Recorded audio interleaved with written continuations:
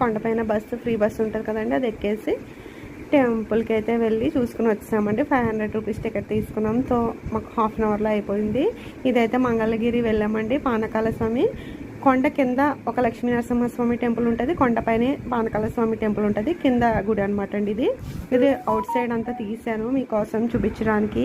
చాలా పురాతన గుడి అండి, చాలా బాగుంది. లక్ష్మీ నరసింహస్వామి టెంపుల్ ఇదిగోండి, రెడ్ స్టోన్ లాగా కనిపిస్తుంది మొత్తం అంతా మనకి సైడ్.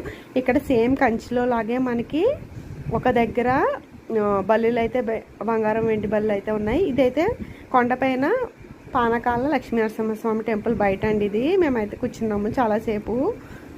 మనకైతే పానకాలు బాటిల్స్లో అమ్ముతున్నారు. టికెట్ తీసుకుని ఇదిగో లైన్లో ఫస్ట్ ఈ లైన్ అంతా మనం వచ్చేసాక ఇలాగ బయట అయితే మనం కొంచెం కూర్చోవచ్చండి. ఇలాగ పైన మెట్లకి వెళ్తే అమ్మవారి గుడి ఉంటుంది. ఇదిగోండి ఇలాగా. ఇది నెక్స్ట్ ఎయిమ్స్ మంగళగిరికి వెళ్ళామండి చూద్దామని చెప్పేసి. ఇక్కడ నాకు బాగా ఏం నచ్చిందంటే మీకు చూపిస్తాను చూడండి. ఇక్కడైతే మనం ఓపీ తీసుకోవాలంటే యాప్లో బుక్ చేసుకోవచ్చంట. ఇదిగోండి ఫ్యాన్ చూడండి ఎంత పెద్ద ఉందో. ఒక 2 స్టేర్స్ పైన నుంచి గాలి ఆడాలంటే అంత పెద్ద ఫ్యాన్ ఉంది. మీ అందరికీ చూపిద్దామని చేశాను. Please like, share and subscribe to my channel.